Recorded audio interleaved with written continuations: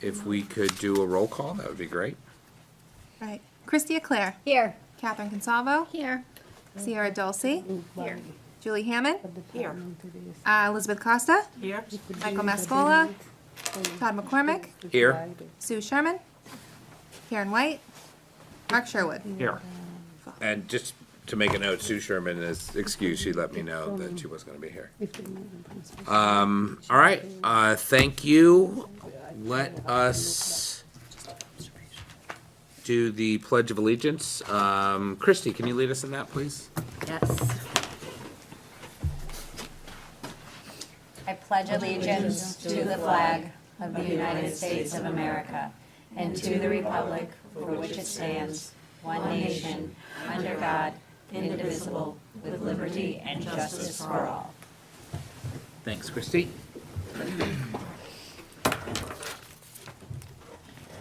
Next, we will go to approval of the minutes from the last meeting. Can I have a motion from the floor to approve the meeting minutes from November 10th, 2022? I'll make that motion. Okay, do we have a second? Second. All right. Please take a few moments to look them over if you would.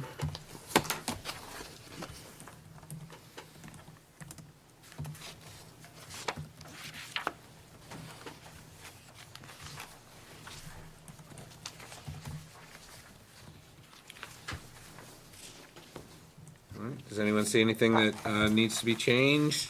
Doesn't look right?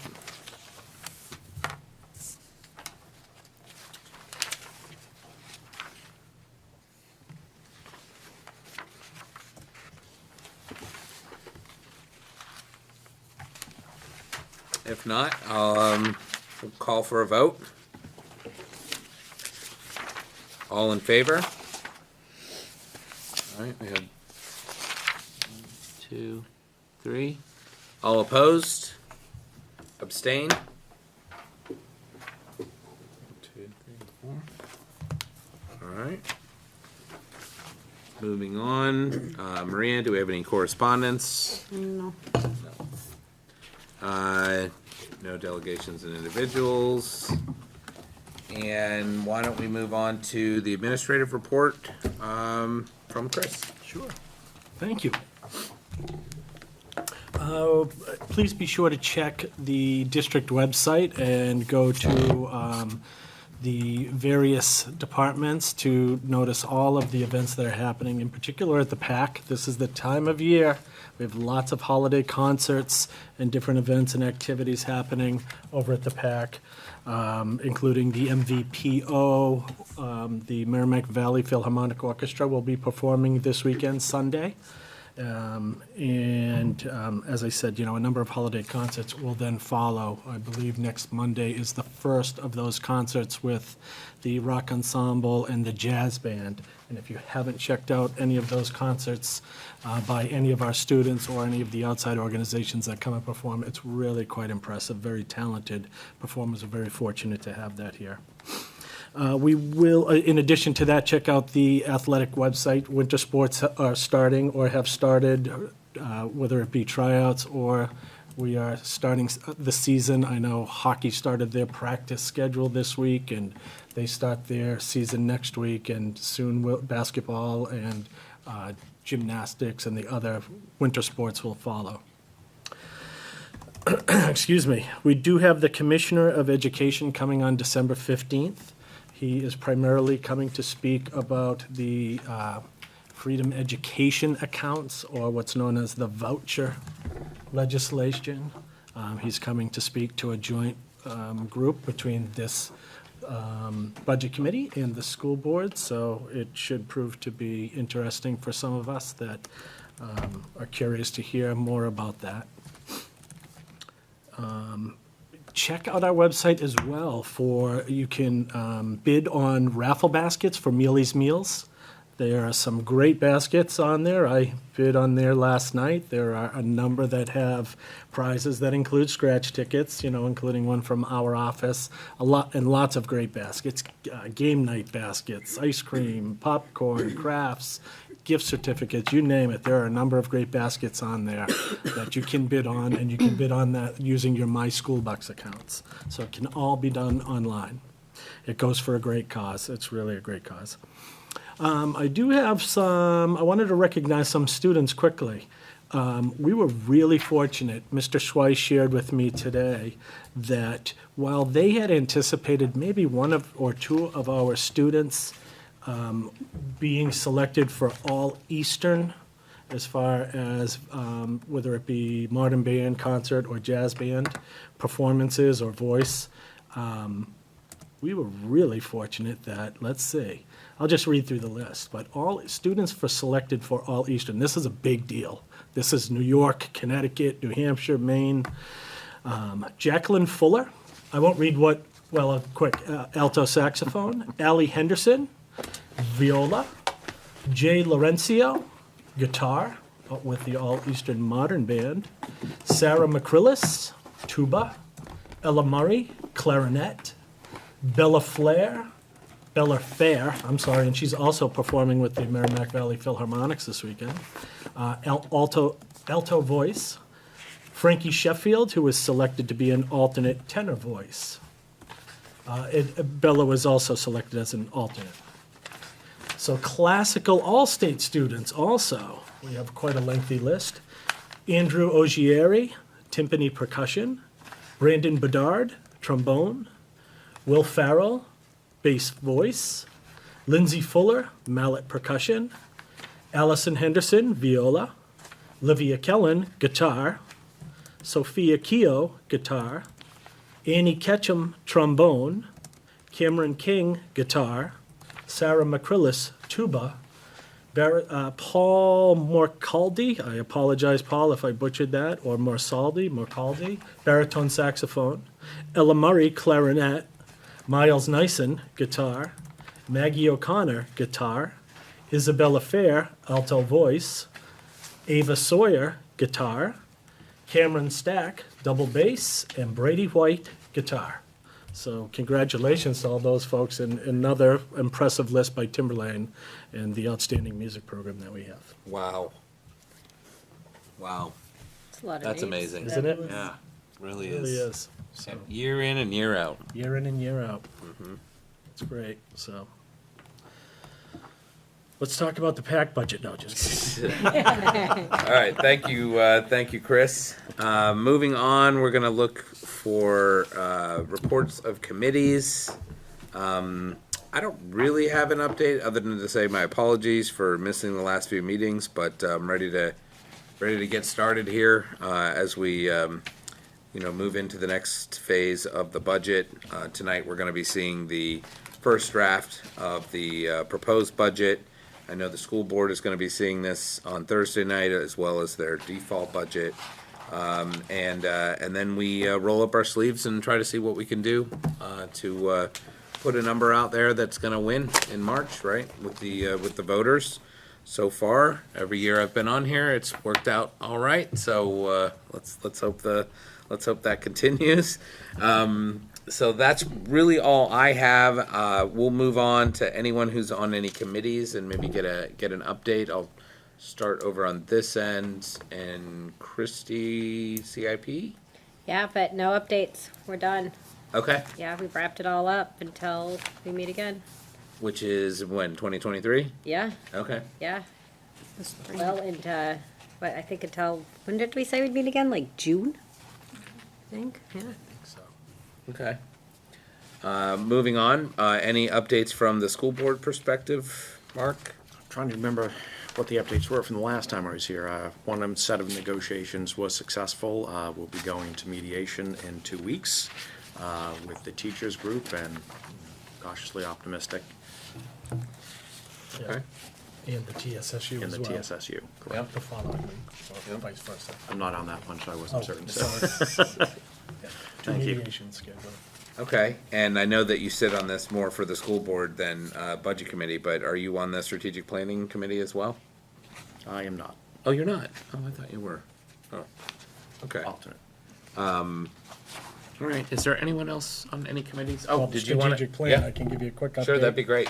The strategic plan, what we did was we updated or identified basically buckets that we want to focus on with the strategic plan, broke into subgroups, which will probably take in some additional group members for each of those subgroups, or identify other groups that we need to gather information, or from which we need to gather information to bring forward that information for developing the draft of the strategic plan. Okay. And I can tell you, one of the things that I'm working on as part of that, where I'm in every group really, or, a peripheral member of each group, really trying to develop additional ways for gathering information from our community through survey development and things like that, to be able to really involve all stakeholders. We started with a thought exchange question, and we used a Survey Monkey question with our student population. Now we wanted to, once again, reach out to the entire population, the entire community, see what we can get for, more specific information for the development of the plan. Okay. Great, thanks, Chris. All right, moving on to new business. I'm gonna hand things over to Maria, and I see we're starting off with, well, I guess I'm handing it off to Chris to talk about the transportation. Oh, okay. This was the one thing that we hadn't had finalized, Right. right? So it's one of the reasons why Yes. we're meeting tonight instead of last Tuesday.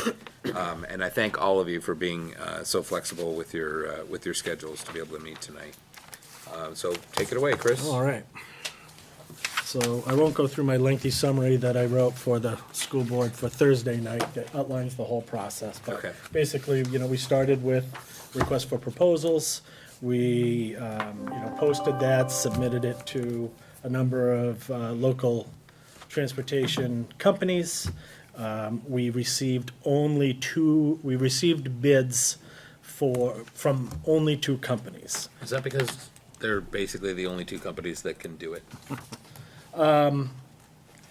Right now, probably locally, depending on when other bids are up with other towns and, other school districts for those companies, that did impact when I spoke to a couple of the folks because they did attend. It was attended by 5 or 4, right? Salter, Butler, First Student. And Durham. Well, Durham didn't attend, they STA. attended STA attended the pre-proposal meeting. Durham did not, but Durham attended the bid opening, along with Butler, STA, and First Student. Okay.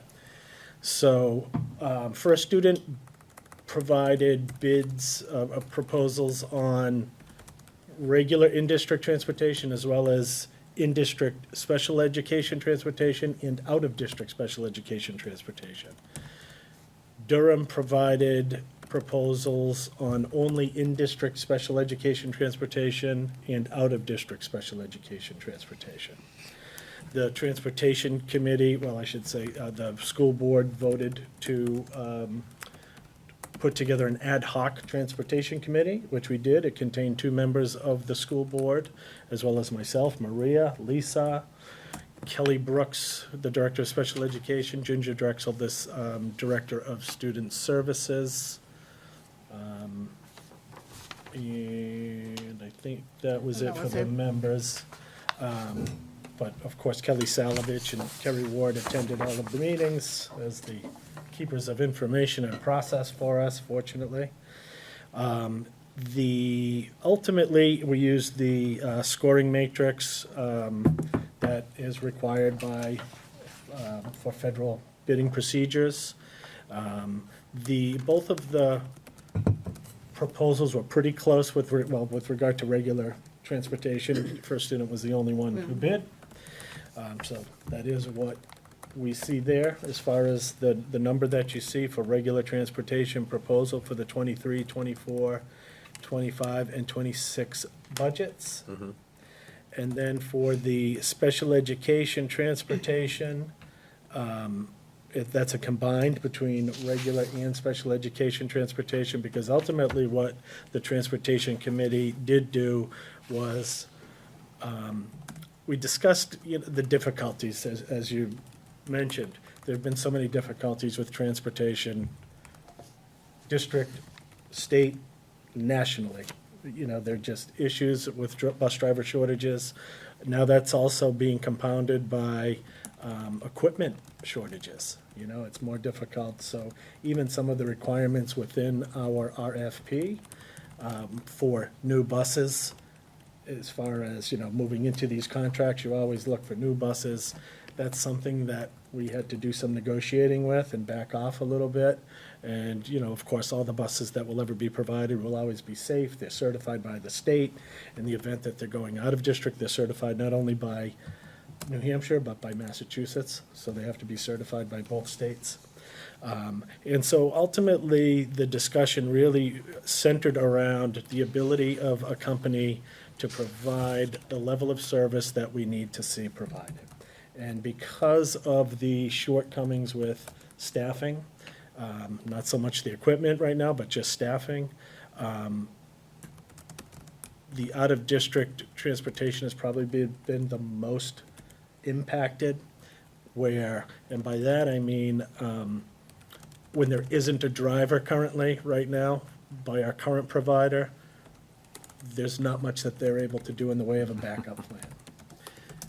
Whereas in district, when there isn't a driver, one, because of the size of the company of our current provider, and just because you now have at least buses on the road in the region, there's a different kind of backup system that allows for other buses to go and collect students and transport them to school or transport them home from school. And while it's not ideal, because it's something that's difficult to message to parents, it's something that we, amazingly, for a student who's that provider, has been able to provide transportation to our kids timely and get them to school timely.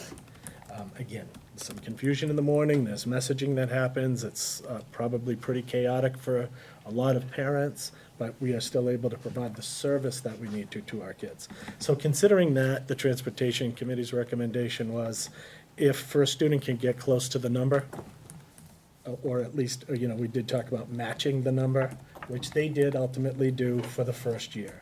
So first student did come back through some negotiating, matched the number in the first year, and then said we could do that, and we would look for a 3.5% increase for each year thereafter.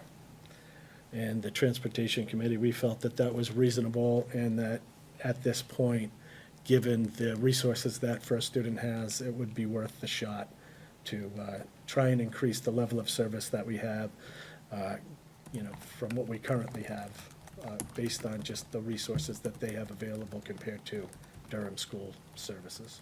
Okay. All right. Anyone have any questions for Chris? Just one, the biggest bump here, second biggest by, or third biggest by percentage, but biggest in dollar value, is the special ed line for fiscal year '23 at $949K, jumping up to 1.394. Is that, but then it doesn't increase. I'm just trying to figure out why that special ed is so much higher, and perhaps you said, and I just had missed it. That seems to be the outlier. Well, that includes out of district, right? That special It ed does, it transportation. includes both in and out of district. Well, if So- you see on the right column, a lot of them are about 40% increase. That is due, our old contract was a 45-year-old contract. So that contract was, they provided it to us 5 years ago. So the rates in that contract were old. As we all know, the fuel Yes. prices are Okay. Yeah, fuel's a- extremely high now.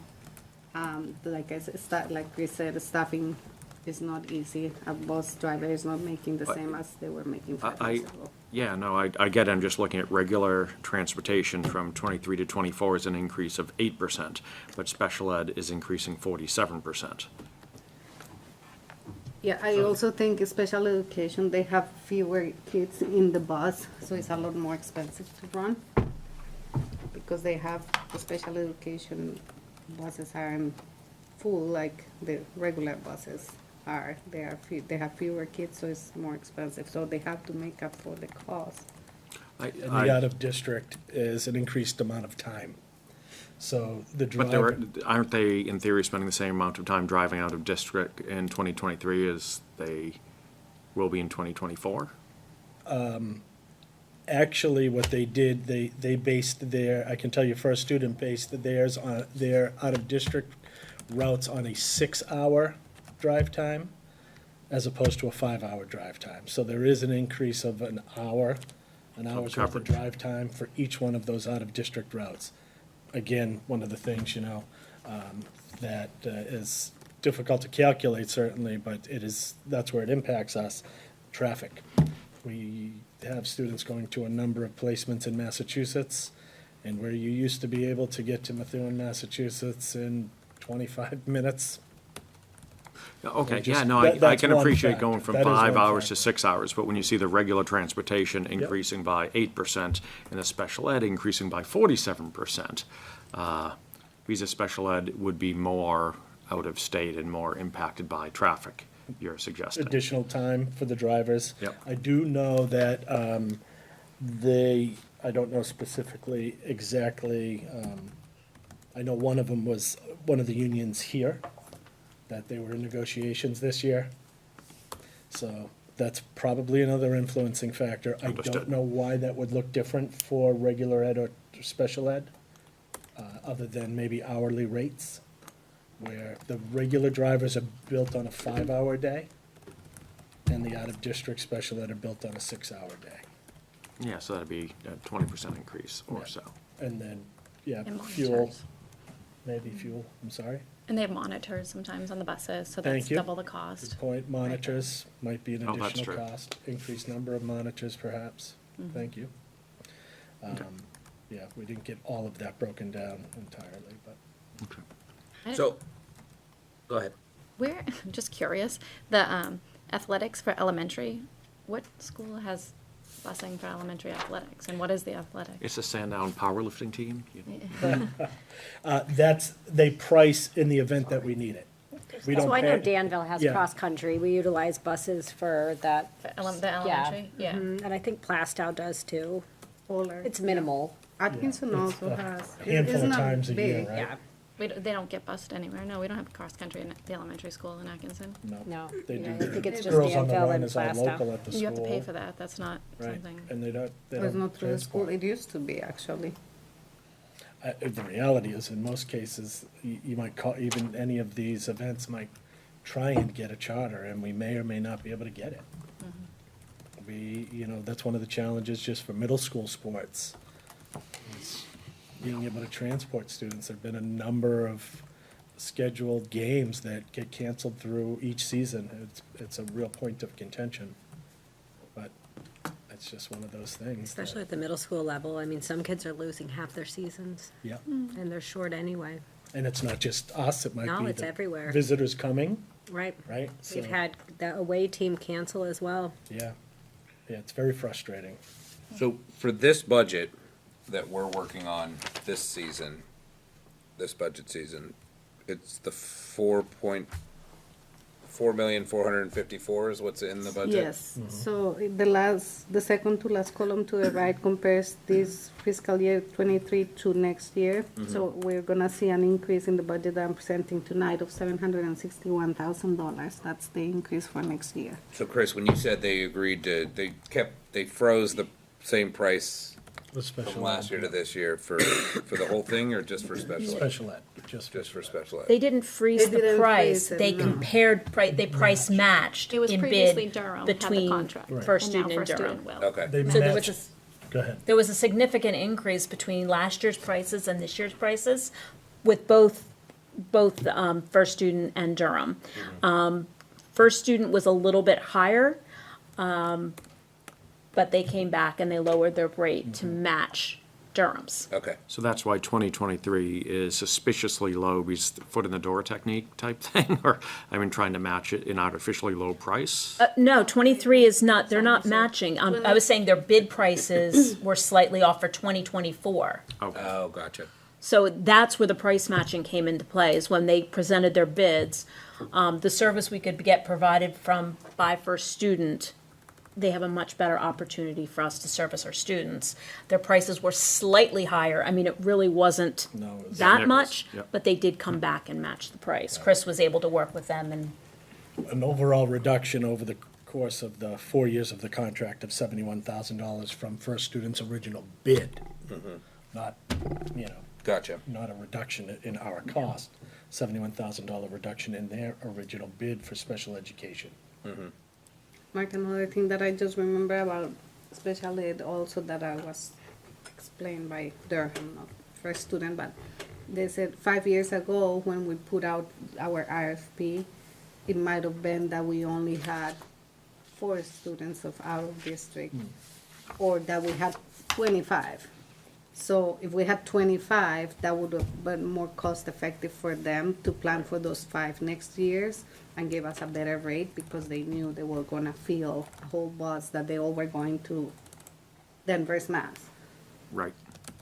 So not knowing what happened 5 years ago, that has a lot to do with that increase, that high increase that we see. It's just, can be so many different things. Okay.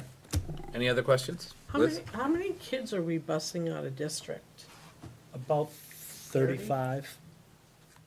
All right, But into various schools, right? How many different schools Into are they different- going to? And it varies, yeah, it varies. There's a few more common ones, but, and even summer Probably programs. nine or 10 yeah. different schools, yeah. It has increased actually in the last couple of years a It lot. has. okay. Yeah, I thought My it was little special 41 ed the brain last is going time. there. Any other questions? All right, so we're looking at a 21% increase in transportation. That's already built into what Maria is about to go over with us. So thank you, Chris. And let's move on to the first draft of the proposed budget. And I'll hand it over to you to walk us through that, Maria. Now, we all just got this today. What we typically do here is, and just so all of you know, Maria's been straight out working with many union contracts, doing lots and lots, and they just completed this first draft today. We were even discussing the potential of even pushing this meeting out. But, so I was like, you know what, let's send it out as soon as you're done with it, and we'll meet. And so the homework assignment is we all meet again on the 8th. So, this is of many pages right here. And this is available on, or will be available on the Budget Committee website if you're, more of a computer person, or if you want to get a highlighter out or whatever. My suggestion to you is to go through this. You're going to see lots of historical trending in here, graphs. Go home, figure out what you want to bring back to the table, and we'll have more than likely a much longer meeting on the 8th to go through and see if there's anywhere based on, historical spending, that you want to address at the next meeting, to try to come to our, at least a first preliminary number, and then, of course, we'll meet again before Christmas. So with that, I'm gonna hand it to you, Maria. Take us through it, please. Thank you. So in the first page, I added the tax rates, which some of you I know appreciate and like, so I just I just added now that we have our tax rates. As you can see, 3 of our towns went slightly down. The only town that went very slightly up was Plasto. Again, with all this extra funding that we have had for the last 2 years with COVID, it is incredibly difficult to balance how much we give back and how much our taxes increase or decrease. So it has been an art. I've never worked at a school district before, but that to me in itself is an art to balance the tax rate. So Just to go on record, Julie and I have been on the Budget Committee every year for this flat budgeting. But notice she didn't add 2024 to this graph, so. There's a soundbite, yeah. Okay, so I don't know if all of you are familiar with our budget processing. Probably yes. We have two budgets. We have the proposed budget, which is the budget that is owned and advised by the budget committee, and we have the default budget, which is the budget that is advised by the school board. Two completely different approaches, two completely different processes. The default budget simply is last year's budget with plus or minus any contractual items that we have for the following year. Meaning we have to have a contract in hand, or it has to do with employee compensation, or with benefits, or with union contracts, or anything like that that we have an actual contract for. And then the proposed budget is the budget that you guys advise, and is we open it up for all the departments and schools and all the different cost centers in the district, and they go through a process of seeing what they have currently, what are the plans that they're trying to, what are the goals for next year, and based on that, they revamp their budgets. Those are meetings that we had been having for the last few weeks.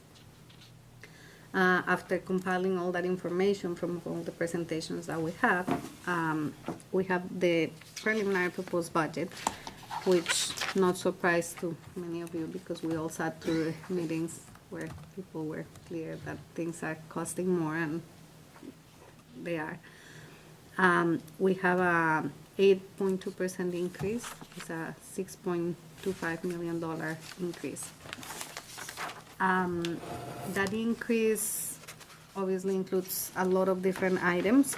I tried to summarize here like the largest categories that I could, and try to give you at the bottom a little bit of an explanation of what they are.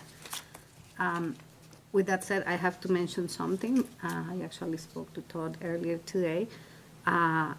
This weekend when I was budgeting for the positions, last year was my first time doing the budget here. I never used the system that we used here before. Last year was the first year of CU 106. My whole team was new. And when I did the budget for the personnel, I reviewed that all the positions for all the units were there, that all the employees were there, and I entered in the system, assuming that the system was calculating the benefits for all those positions. I just realized this weekend that the system does not only calculates benefits for field positions. So the system doesn't calculate for vacant positions or for any stipends, which for us, longevity, service credits, all that is a stipend. So my 23 budget is short about $300,000 in benefits. So these benefits that you see here are a catch up from 23 plus the ones that we need for the contracts that we have for 24. So it was a mistake of about $300,000, which I apologize. We all I make can only mistakes. do Maria, you are so much. wonderful. Yeah. I also was going through my three first union negotiations at the same time, so it's like this year. It's chaotic, so I apologize. It's my You've made this transition fault. appear flawless. So basically, any No worries. positions that were filled in those unfilled positions, the benefits, or those particular benefits weren't accounted for as far as what we budgeted for last year. for the but any- positions that were vacant. Yeah, That were vacant, so any that remain vacant, Right. Right. Which I haven't done one by one. The cross is a lot. We have over 800 positions, only positions, and then we have like I said, all the longevity lines and so I haven't done one for one. So what I did is I said, I took the roster as we had it. Who was here on Friday? As of Friday, what positions were filled, what positions were still vacant, how much longevity we had, how much service credits, how much that, and I calculated it based on that, as of today, and I put the aggregate, the difference between what we have in the budget and what is today, because those employees most likely are gonna be here through the year. So that's what I did. And so you added that differential onto 24 and On the 24th, so that FICA, classified retirement and certified retirement lines include that, plus what we need for 2024, which in 2024, we have 2 union contracts that are already approved, one for the custodians and one for the cafeteria workers. What page is that on, just so I can? Second page. Right there. Okay, thank you. Is the one on the left, Mark. Yep. Thank you. Yeah. So the first line, salaries, we have an increase of 486,000, and if you can see the detail below in the notes, is 99,000 for the custodial union, it's 26,000 for the cafeteria workers union. I added $80,000 because this year the school board approved an increase in the sub rate because we can actually attract or retain or hire any subs. So that's the reflection of the What's the rate new rate? increase. I'm sorry? What is the new rate? 100 and, We have a few different ones. well, it's different, yeah, if Depends you're on- certified, if you're not Yeah, certified, if you're It's like long-term, short-term. I can actually send you That's the, okay, I can it's Google it. actually, that has all the rates. I don't remember from the top of my head.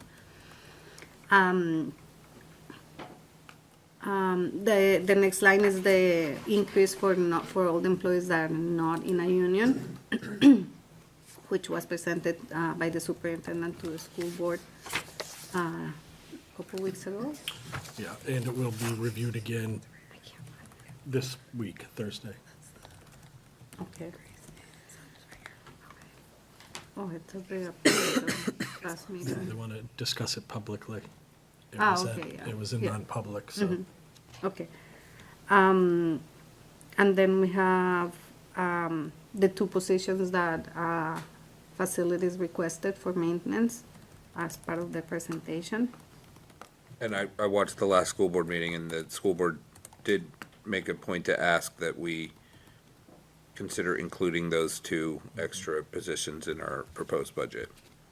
Oh, you're right. Carl Yeah, asked. he did, Yeah. yes. Yes. Well, yeah, he presented it to both you first, and Yep. then he went and presented it to the school board. And then I have just $18,000, which is to cover for track movements and for, right now, there's so many fields in critical shortage that I just added a little bit of contingency there in case we need it. It's just $18,000. So that's the total of $486,000 increase in salaries. Then, like I mentioned, the FICA and the retirement, those 3 lines include the catch up for 2023, plus what we need for that $486,000 in 2024.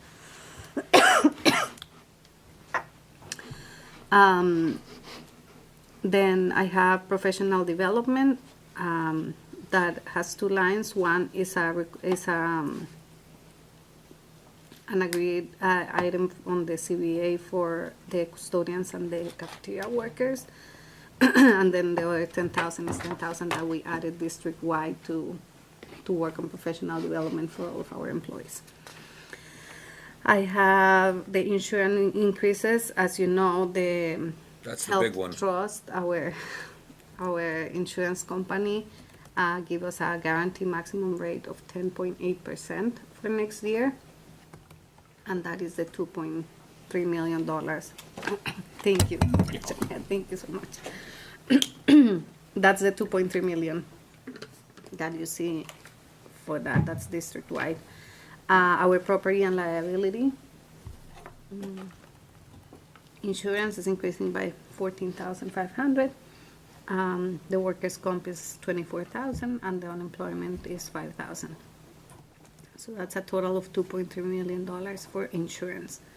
The transportation, as Chris presented to you before, is $761,000 increase. We have the food service, which we also went out to bid this year. We put out an RFP, and we only had 2 companies that give us a bid. It was Whitson's, the company that we currently have, And we have another company, Fresh Cafe, which is a smaller company, more specialized. Again, same process as with the transportation. We had a committee that evaluated both options. We had the chance to ask questions and meet with the two companies. And after a very lengthy process and review, we decided to stay with Whitson's. We are a large district. We have, as you know, 7 schools. And right now it's the same as with the bus. It's not easy to find workforce for food service. And they're having a lot of challenges with food, with the supply chain, and Whitson's has done, I have to say, a very good job juggling all the challenges that they have to face. So that was the decision that we made. So that's an increase on $178,000. Special education is increasing by $984,000. That's actually special education and student services. I have the breakdown below. Tuition alone is increasing $751,000 for special education. Contracted services, $150,000. Supplies, $68,500. And required services for ESOL, $15,000. Of that tuition number, a good portion of that is related to a new law that's gone into effect for students identified for special education, where historically we were obligated to provide special education to students either up until the point that they receive a regular high school diploma or until their 21st birthday. The new law now requires school districts to provide for students who have not received a high school diploma, that they are still eligible to receive services up until their 22nd birthday. This year, the state subsidized that funding with awarding, some grant funds for that. But for the 24th school year, it's incumbent upon the districts to provide those services at our cost. The next line is maintenance and repair, and with this one I want to make a point to mention this is a $220,000 increase for maintenance and repair as part of as you know, when Carl presented, it was a $750,000 increase. $450,000 of that was for utilities. Then we had some professional services that were required for all the inspections and all that. So the maintenance portion was only $220,000 that he requested. This budget does not have any contingency for any capital. I did not add anything. I want to have this. Well, it has what we did last Well, year. it has what we have had, which is about $1 million, which is what you guys have put in there, and we have been carrying on. But as you know, and you hear in Carl's presentation, we have 9 very old buildings. The newest building is now 22 years old, which is the PAC. And we need to start putting money and repairs into these buildings. We have the company that is doing the performance contract came back with the evaluation, and we have about $150 million just to bring these buildings where they are supposed to be. Say that number one more time for the public. Yeah, so I know some of you are more inclined into having a new building, or at least a new middle and high school, which are the 2 schools that serve the 4 towns. The very rough estimate for that EI gave us is about $250 million. They are actually, we're gonna pay them to a more in-depth study. It won't be like blueprints or anything, but they will look at more at what will take to build a new campus here, so we can have a closer estimate.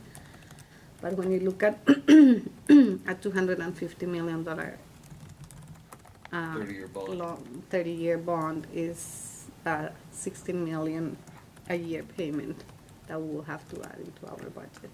So the tax impact in each of our towns for that is tremendous.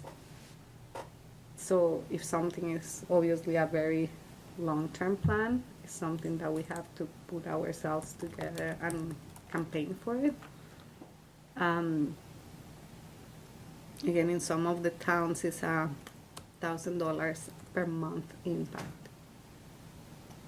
So that's something that I don't think any of our residents right now can.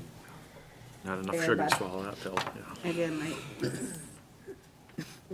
That's with no grant money or No assistance. state aid. right. But in order to get that, you gotta get on the train, and it's a two-year, like a Right. two-year cycle. right? So the DOE right now has Building 8, which is a 2-year process. If we apply this year, we will know in 2 years if we have the money. Obviously, with construction prices right now, whatever you do right now, who knows what is gonna be in 2 years. So you have to do it in 2 years in advance, and it pays for 40% if you are awarded the grant.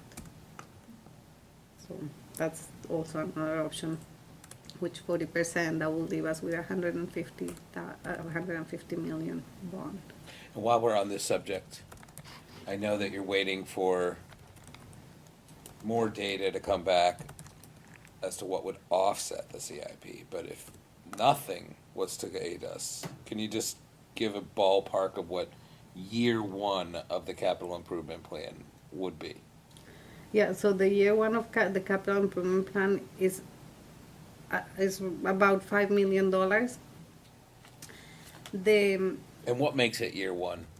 I mean, like, I'm not on the CIP committee, but my understanding is year one is like stuff that needed to get done Yes. 5 years ago, Dangerous 10 health, years ago. yeah, safety, Yeah. most So is prioritized. this year, at the CIP, the approach that was taken was, okay, let's kind of put it on hold and wait for the performance contract evaluation to show us what really needs to be done, because, and also a lot of the items in the CIP are more like a wish list of things that principals or directors or somebody has put in there, not necessarily that it means it's a priority for the district.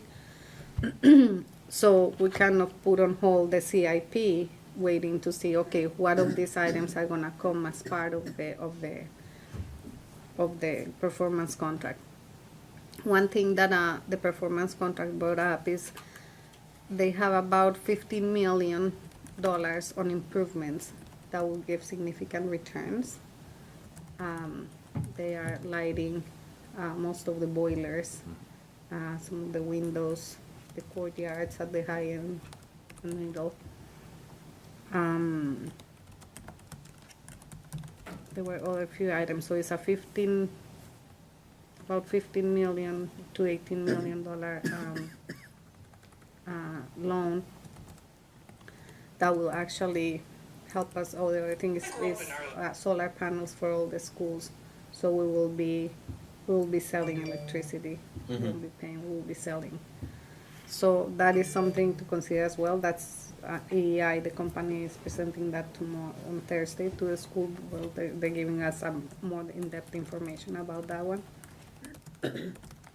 which again is another option. That could help with the CIP. It could, because But it won't a solve lot the of the CIP. things in this, right, no, not at all. But a lot of the items, so I know the boilers, for example, is something that is in the CIP.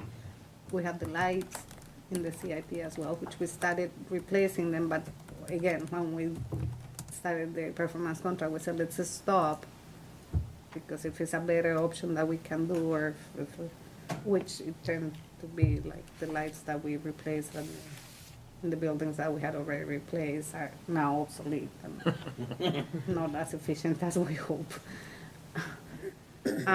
So that's where we are with that. But again, it's at least $5, $10, $15 million that we will have to, that is urgent. Another item that we're paying them for a study is the walls, the back wall at the high school, actually middle school has one to Danville and Central. They are concrete walls. It seems like there has been some water filtration. They're leaking through, they don't know where from, so they're looking at the structural integrity and some intermediate procedures we could do to mitigate the further erosion, see what the most cost-effective way is.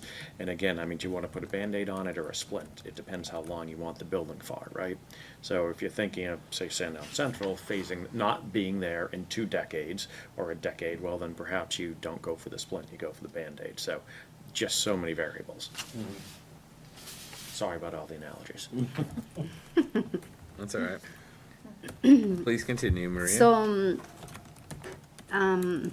So I just wanted to bring that up, that we don't have anything in the capital, so if Yep. you guys want to direct me to put anything there, I will make the modification.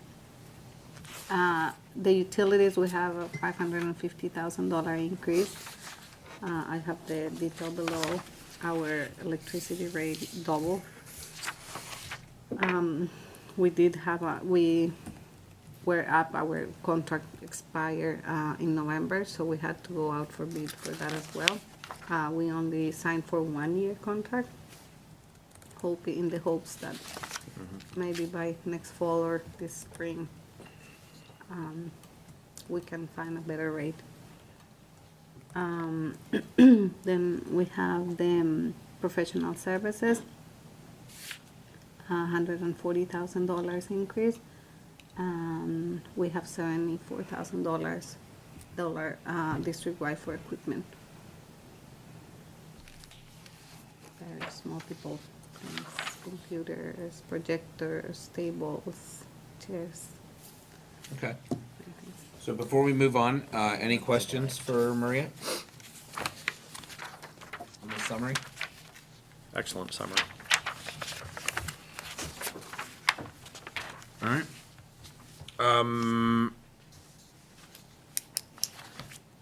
If you want to go through the default, we could, but it's really not it's not our budget.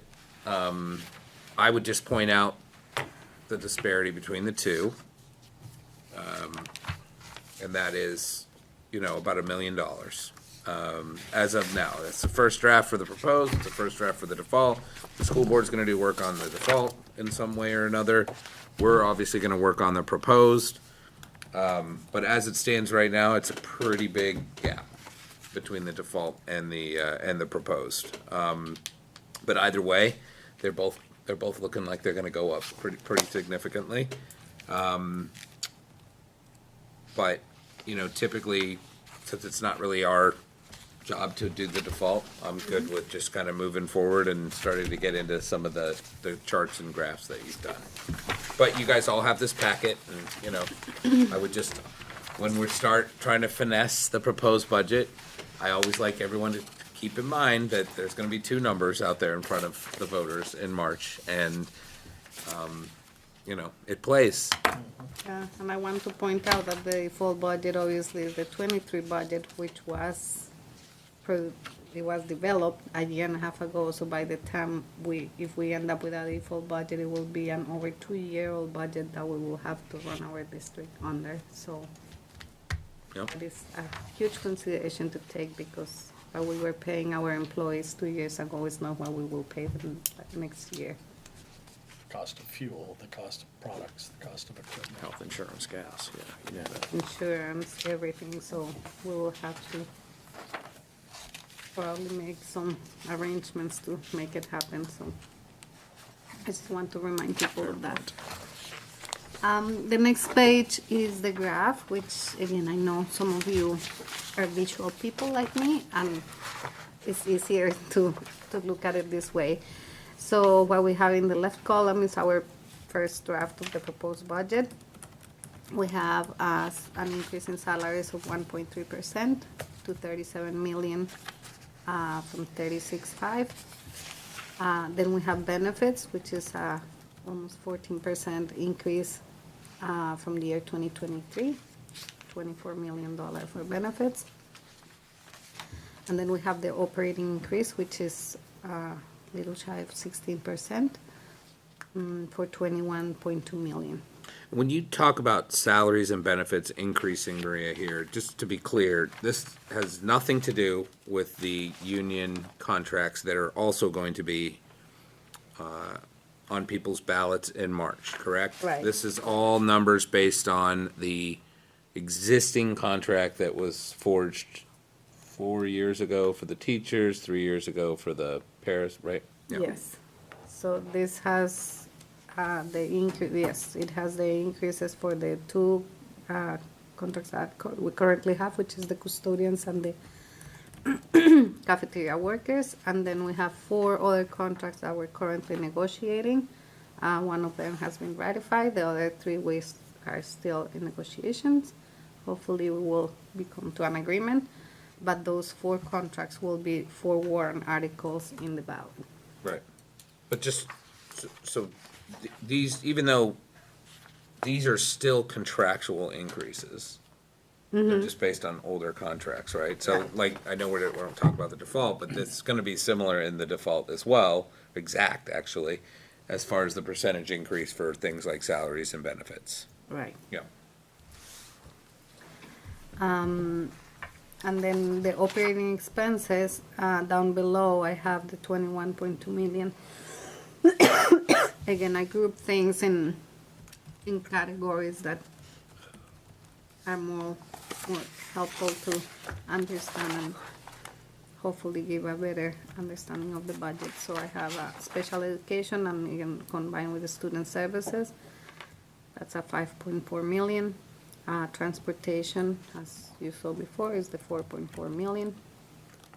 The next one is the fund transfer, which is the food service transfer, the capital reserve, and the PAC.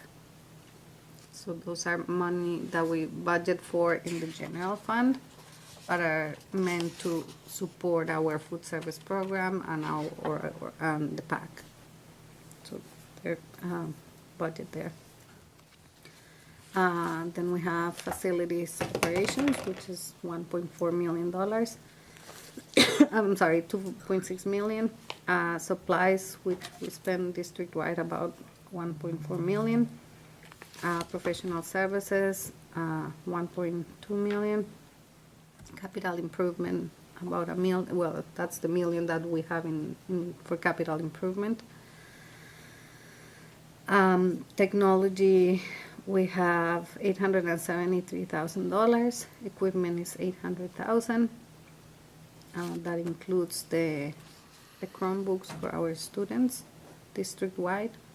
Info resources and books are $290,000. And the insurance, the operating part of the insurance, not benefit, but the property and liability and the workers' comp is $234,000. And the capital improvement that you were talking about earlier, when you said that this is the That's the million. number that we Yeah. went with last year and basically the year before too, right? Yeah. Okay.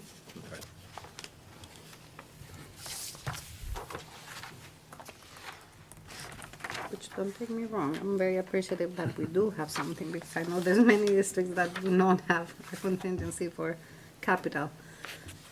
But I think just due to the circumstances of our buildings, we just need to start putting more funds into it.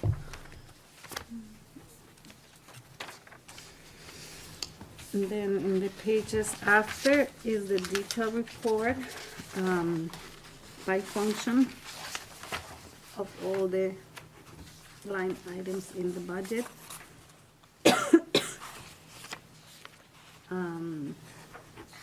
It's combined salary and non-salary lines. In Saiben here, we had been focusing in moving expenses where they actually belong, reclassifying things where they should be. It was a practice here that we spend the money in the bucket that I have it. So if I need to buy a pencil, but I have money in the fuel line, then I buy a pencil with fuel money, which is, no, you don't do that. We can request a transfer. We have a policy, an internal policy, that if the transfer is over $25,000, we do request permission from the board to transfer the funds. If it's under 25,000, it will be our team which will evaluate the need of the transfer, and we will do it. But we have been focusing really hard in the last year and a half of coding things where they belong, so we can have a more clear trend, and we can start doing analysis of what is it that we can do better, or what is it that we can start buying in bulk, or what licenses can we get district-wide instead of by school or things like that. So that will give us a nice trend to evaluate those kinds of things. We have also moved some people around.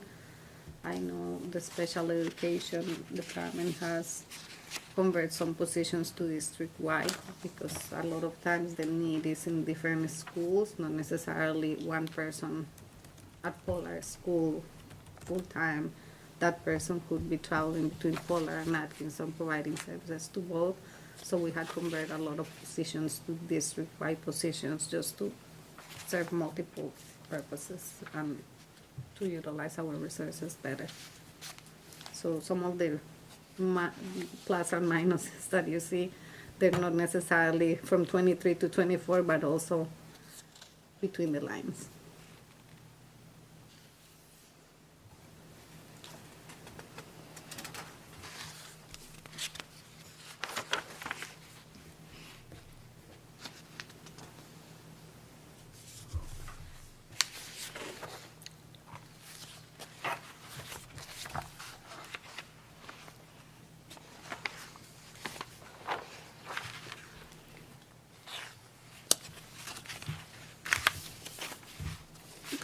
Does anyone have any questions for Maria on the line items? I mean, this is where I would recommend when you go home, you've got the historical here. If you want to go back further than 2019 actual, you can find that on the Budget Committee website.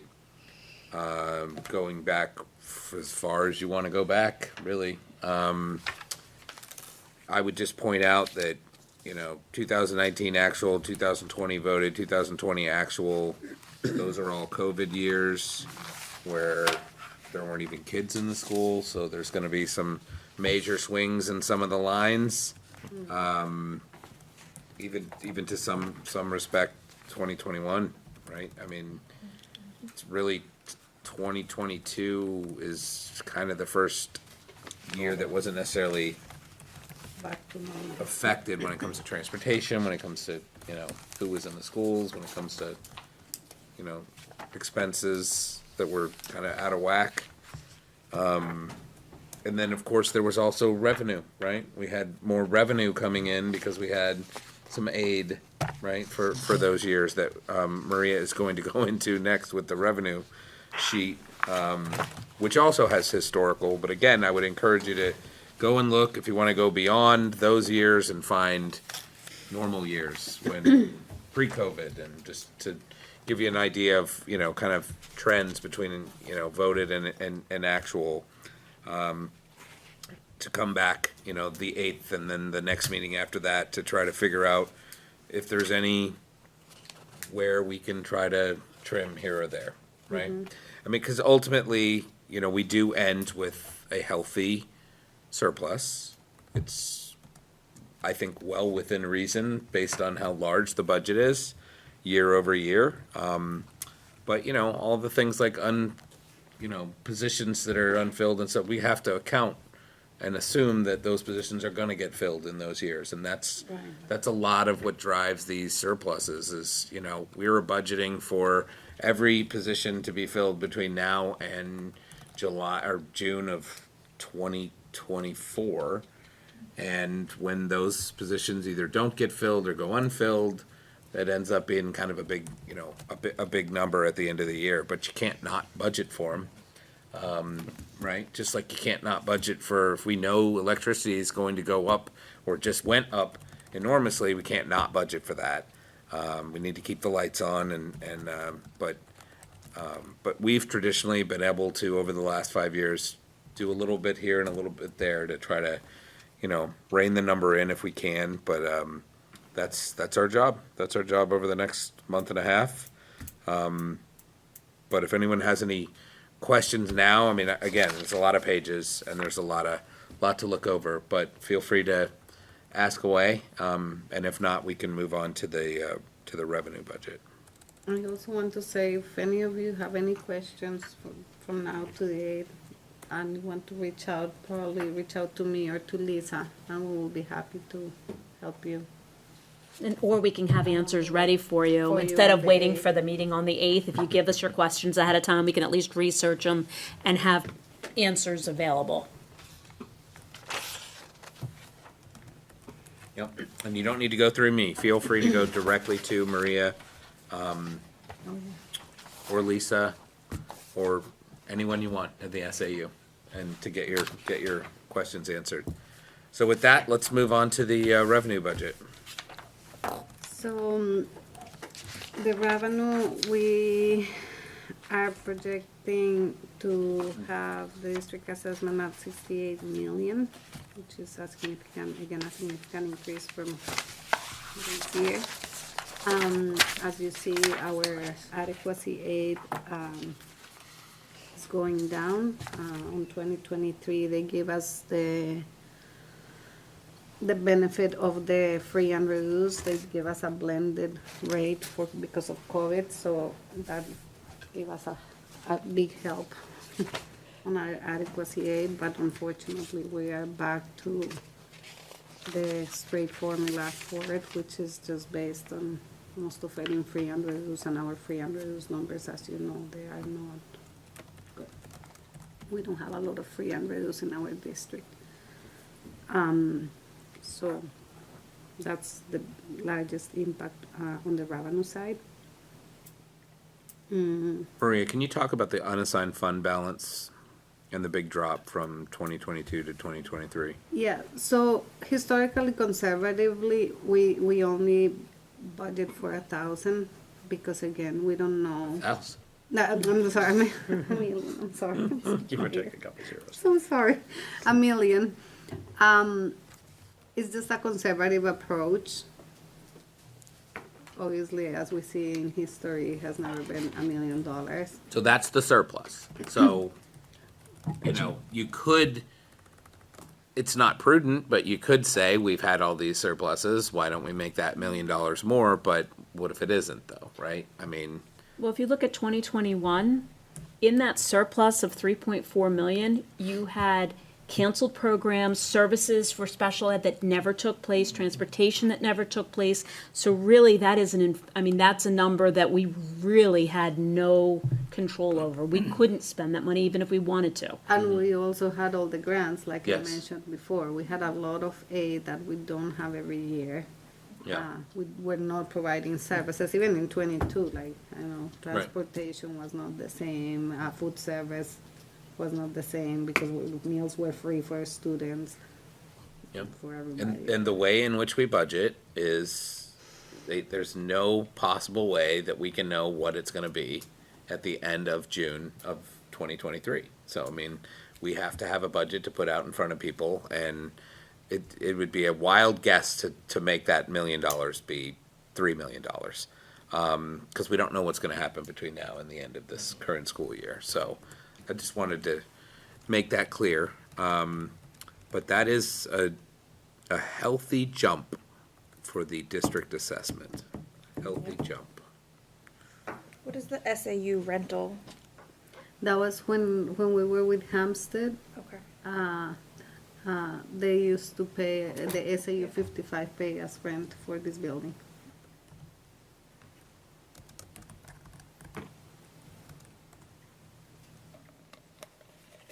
Any questions, concerns?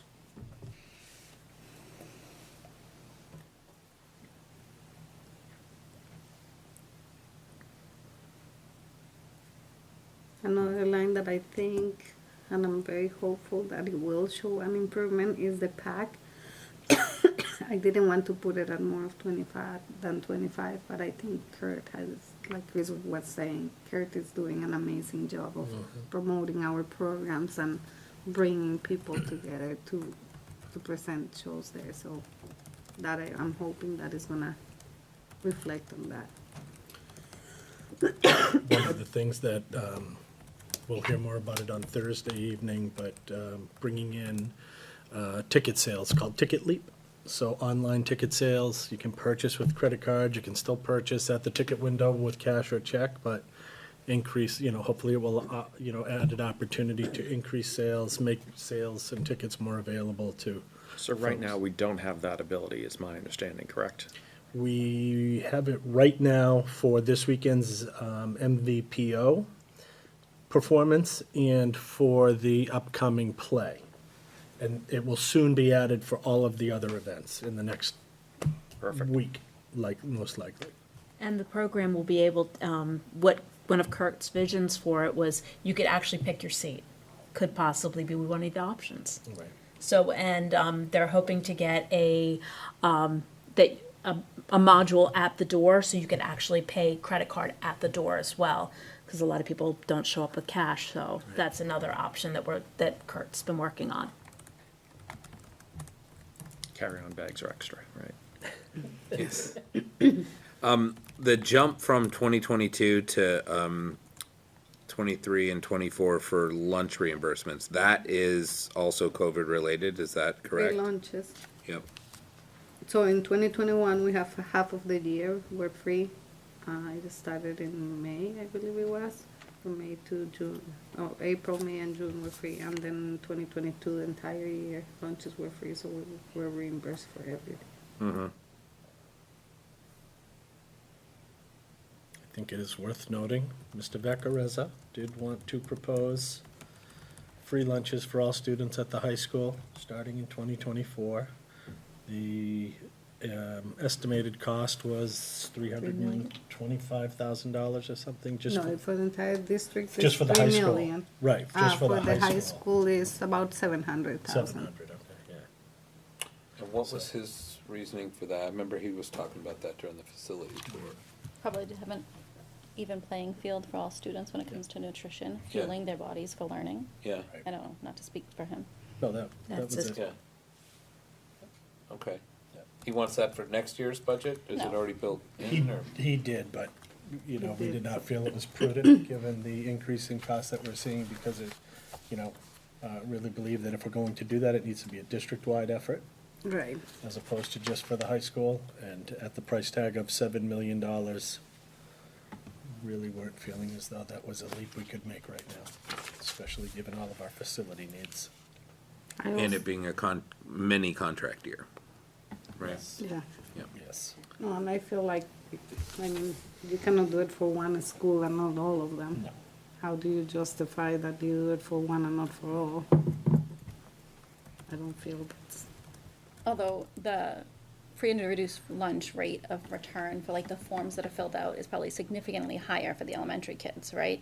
Because those parents are sending Yes. their kids to school. If they're not going to school with a lunch, somebody is calling to make sure that they're getting lunches. Departments are contacted if that is an ongoing issue. With the high schoolers, that's not happening, right? What's their return rate for those free and reduced lunches? Do we have that info? As a high school teacher, I can say it's Yeah. probably close to We zero. do have Because it. then, at that point, nobody's looking to see if those kids are eating, nobody's following up, nobody's making one's phone checking. calls to make sure. The So- high school and the middle school, actually, are the two that we get the most. Oh, he told us at the tour that the high school did not. They don't have the highest percentage based on the amount of kids they have. Yeah. But their applications that I get, and process, I have the most and highest rate of high school and middle school. need. Yeah, Yeah. elementary, the highest percentage would be Pollard, but it goes considerably drops after that for the elementaries. The percentage you're basing on is percentage from the data that we have or total responses? This is all applications that are either approved, and then I have all of the ones that are denied. So the percentages are based on total student body. Does that include direct pay, which comes from the state, right?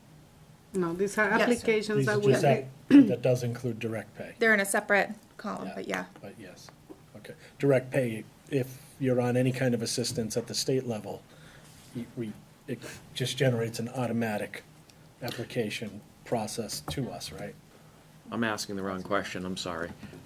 The information I was hoping to get is, do we have an ability to track the percentage of students who are eligible compared to those who actually do apply? Because if 10% are eligible and 90% apply, great, but if 40% are eligible and 80% apply, we don't have that. Not really, not unless I know every parent's We don't have that income. demographic. I in the wouldn't district. think we would. We wouldn't have the eligibility of unless the parent fills out a form, we wouldn't know. We're blind to We it. wouldn't. I think that's what he Okay. was saying in the tour. Parents are not filling out the form. Right, that is the message that I had heard. That's what he was High school saying. parents aren't filling it out, the kids are out the door, God bless. Elementary school kids are meeting at the bus stop and putting them on the bus, so the mindset may be a little bit different. This whole conversation just reminded me I better make a deposit here pretty soon. My school box, there you go. Write me a check and I'll put it in our account. You can buy Can give us a Millie's check. Meals Yes. raffle baskets Yes, while I you're in know.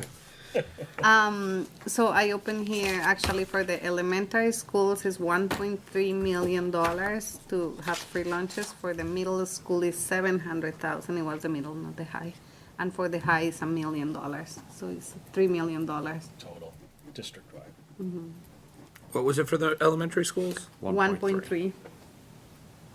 Then it's 7 for middle and 1 for high.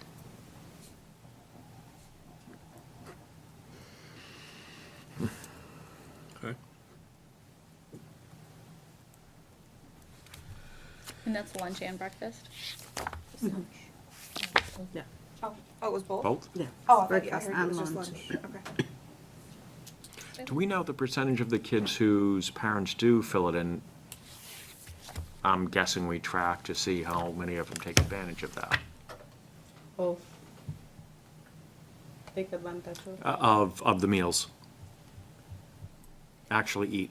Oh, that actually eat here at the school? Sorry, I'll break it down, yeah. Yeah, I'm pretty sure we can get, I don't know it from the top of my head, but we can have, I can. You have enough on your plate, every pun intended, don't worry about it. I don't think there's Actually, a quick report you can do on that, but I can pull individual meal transactions for every kid. I know, Okay. No I need, know. Again, the last 2 years are in an anomaly, yeah. anomaly because we were serving, last year, we served meals that this district has never, ever seen, the amount of meals I that we get serve. why he proposed it. I understand why he proposed it. I'm sympathetic to why he proposed it, but I think we need more information because the data's there. Kids that are hungry disrupt everybody else and they don't learn themselves, so. But, yeah, okay. All right. So this is the revenue budget, and I'd love to tell all of you that our jobs entail us being able to increase these numbers, but it is not. This is what it is, and we can only work on the other 48, 50 pages.